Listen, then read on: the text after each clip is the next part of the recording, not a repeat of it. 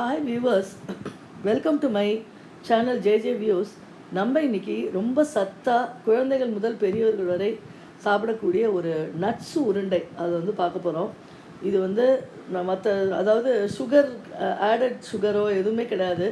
Even sugar patients கூட அளவாக வந்து ஒன்றோ ரெண்டோ வந்து சாப்பிட்லாம். மற்ற எல்லாருமே நிறையாவே இதை சாப்பிட்லாம்.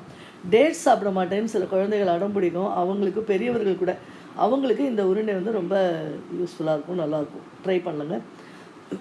ஒரு பேன் எடுத்துருக்கோம். அதில் கொஞ்சம் வந்து கீ வந்து ஆட் பண்ணிக்கணும். ஸோ அந்த கீ வந்து என்னென்னா, அதுதான் வந்து கீயில் தான் நம்ம எல்லா நட்ஸையுமே வந்து பொடி பண்ணி சேர்க்க போகிறோம். ஃபஸ்ட்டு பாதாமை வந்து என்ன பண்ண போகிறோம் அப்படின்னா, ஜஸ்ட்டு ஒரு மிக்சியில் வந்து ஒரு பல்ஸ் மோடில் ஒரு 1 or 2 பல்சஸ் போட்டோம் அப்படின்னா இது மாதிரி ஒரு 1-2 உடையும். கொஞ்சம் பாதாமும் அதில் தெரியணும், ரொம்ப பவுடர் மாதிரி பண்ணிடாதீங்க. இதை மாதிரி பண்ணிவிட்டு இதை வந்து அதில் போட்டு நல்லா வந்து ரோஸ்ட் பண்ணி எடுத்துக்கணும். இந்த வானலில் அதை போட்டுக்கிறீங்க.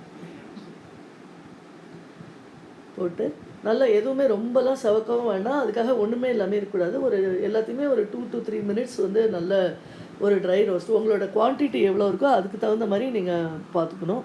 கொஞ்சம் அடி கனமான வானலாக வந்து எடுத்துக்கணும், இல்லைன்னா டக்குன்னு தீஞ்சிச்சுன்னா நல்லா இருக்காது. ஏன்னா எல்லாமே கொஞ்சம் சம்வாட் காஸ்ட்லி ஐட்டம்ஸ்.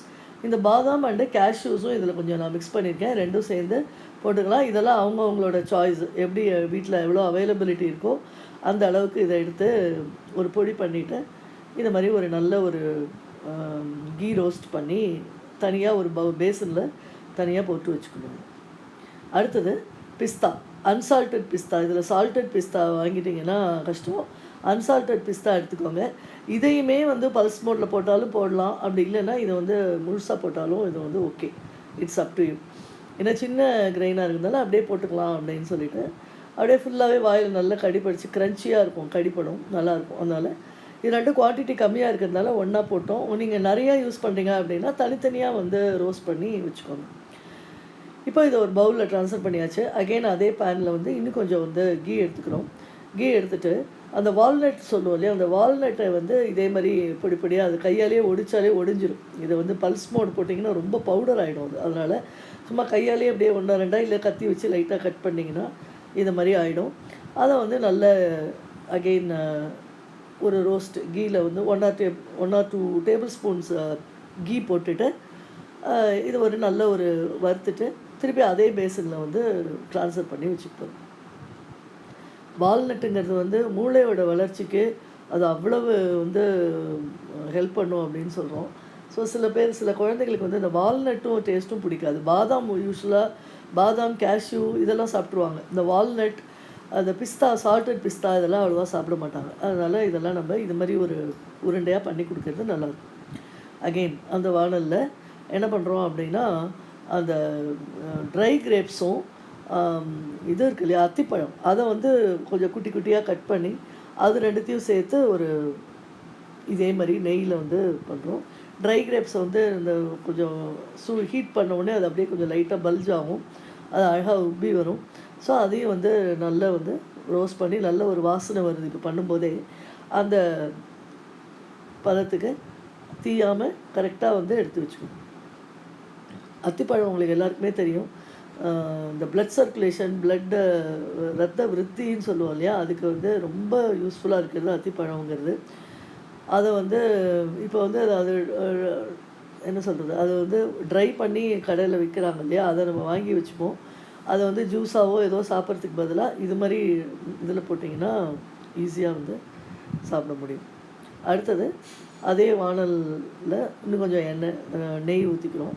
இப்போ இதில் பம்கின் சீடு, சன்ஃப்ளவர் சீடு, அது ரெண்டுமே. பம்கின் சீடுங்கிறது இந்த பச்சை கலரில் இருக்கும், சன்ஃப்ளவர் சீடுங்கிறது இந்த ஒயிட் கலரில் இருக்கும். இது வந்து ஃப்ரெஷ் சீட்ஸான்னு பார்த்துக்கணும். ஏன்னா சன்ஃப்ளவர் சீடு வந்து கொஞ்சம் சீக்கிரமே கெட்டு போயிடுது. வாங்கி வீட்டில் வச்சுட்டிங்க அப்படின்னா ரொம்ப நாள் அதை யூஸ் பண்ணாமலாம் இருந்தால் அது ஒரு மாதிரி ஒரு கெட்டு போன மாதிரி ஆகிடும். அதனால் ஃப்ரெஷ்ஷாக வாங்கணும். கடையில் வாங்கினாலும் அது நல்லா இருக்காங்கிறத செக் பண்ணிக்கணும்.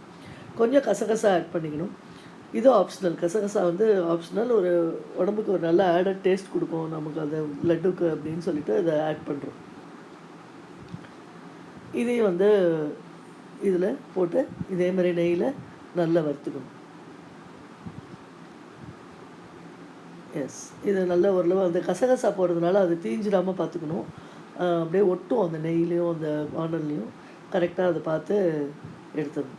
எடுத்துட்டு அகைன் ஓரளவு நல்லா முடிஞ்சோடனே அதே பவுலில் வந்து ட்ரான்ஸ்ஃபர் பண்ணிக்கணும். இப்போ ஃபைனலாக என்ன பண்ண போகிறோம், இதோட டேட்ஸ் உருண்டைன்னு தான் இதோட பேர் இல்லையா? ஸோ டேட்ஸ் வந்து எவ்வளோ வீட்டில் அவைலபிளாக இருக்கும், ஒரு 30 டேட்ஸ் வரைக்கும் போடலாம். என்கிட்ட இப்போ இருந்ததை வந்து அப்படியே போட்டாச்சு. இதை வந்து கொஞ்சம் இந்த திக்கான டேட்ஸாக இருந்ததுன்னா ஒரு சிசர்ஸால் அப்படியே குட்டி குட்டியாக கட் பண்ணி போட்டாலும் போடலாம். இதெல்லாம் வந்து நல்ல ஒரு நல்ல குவாலிட்டி டேட்ஸாக இருக்குது, நல்ல ஒரு மாதிரி கனிஞ்ச மாதிரி இருக்குது அப்படின்னா அப்படியே போட்டு அந்த கீழ ரோஸ்ட் பண்ணும்போது என்ன ஆகிடும்னா அது அப்படியே ஒரு ஒரு ஜாம் மாதிரி ஆகிடுது, அப்படியே உருகின மாதிரி டக்குன்னு இதுவாகிடும். அதை அப்படியே யூஸ் பண்ணிக்கலாம். இல்லை அது சில டேட்ஸ் பார்த்திங்கன்னா கொஞ்சம் திக்காக இருக்கும், அது மாதிரி இருந்ததுன்னா கட் பண்ணி போட்டுருங்க. இல்லை ஒரு கட் பண்ணிவிட்டு ஒரு இதே மாதிரி ஒரு பல்ஸ் போட்டுட்டு கூட நீங்கள் வதக்கலாம். அது டிபெண்ட்ஸ் உங்கள் வீட்டில் அந்த டேட்ஸோட குவாலிட்டி எப்படி இருக்குது அப்படின்னு பார்த்துட்டு பண்ணலாம். இப்போ இது பாருங்களேன், இதை இது பண்ணோடனே அப்படியே பைண்டிங்காக அப்படியே இது ஒரு மாதிரி ஆகிடுது, ஒரு அல்வா மாதிரி. இப்போ இது எல்லாத்தையும் ஒன்றா போட்டுட்டு ஒரு 2 நிமிஷம் வந்து வெயிட் பண்ணுங்கள். கொஞ்சம் சூடு ஆறணும். கையில் வந்து கொஞ்சம் நெய்யை வந்து க்ரீஸ் பண்ணிவிட்டு அழகாக குட்டி குட்டி உருண்டையாக கொஞ்சம் அழுத்தி அப்படியே பிடிச்சிட்டு வச்சிட்டிங்க அப்படின்னா ஒரு 10 நாள் ஆனாலும் இது வந்து கெட்டு போகாது. ஃப்ரிட்ஜிலலாம் வைக்க தேவையில்லை, வெளியிலே வச்சிடலாம். ஆனால் அது 10 நாள் வரைக்கும்லாம் வராது. போக வர எல்லோரும் அதை சாப்பிட ஆரம்பிச்சிடுவாங்க. ஏன்னா அவ்வளோ ஹெல்தி இது. குழந்தைகள் வந்து வெளியில் போயிட்டு வந்த உடனே அது வேணும் இது வேணும் ஜங்க் ஃபுட்டு அந்த மற்றபடி இந்த சிப்ஸு கிப்ஸு அதெல்லாம் சாப்பிட்றதுக்கு பதிலாக இதை வந்து எவ்வளோ வேணாலும் அவங்க சாப்பிட்லாம் அப்படிங்கிற மாதிரி கொடுத்தீங்க அப்படின்னா இருக்கும். இதில் இன்னொரு இது என்ன நான் பண்ணல, நீங்கள் வேணுன்னா பண்ணிக்கலாம். ஏலக்காய் பவுட்ரு கொஞ்சோண்டு போட்டிங்கனாலும் இது வந்து நல்ல டேஸ்டியாக இது வந்து இருக்கும். பாருங்க, பார்த்தாலே கலர்ஃபுல்லாக இந்த க்ரீனு எல்லாமே நல்லாயிருக்கு. இதில் முழுசாக நான் போட்ட சீடு எல்லாத்தையுமே நீங்கள் வந்து வாயில் கடிப்பட வேணாம், குழந்தைங்களுக்கு இன்னும் சின்னவங்க இல்லை ரொம்ப பெரியவங்க இருக்காங்க அப்படின்னா அதை எல்லாத்தையுமே நீங்கள் ஒரு பல்ஸ் மோடில் அரைச்சிட்டிங்க அப்படின்னா ஒரு நல்ல ஒரு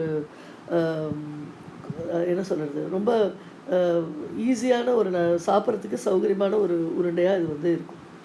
கண்டிப்பாக அதை ட்ரை பண்ணுங்கள். தீர தீர அதை செஞ்சுட்டே இருக்கிற வேண்டிய உருண்டையாக இது இருக்கும். நல்லா பாருங்கள். தேங்க்யூ.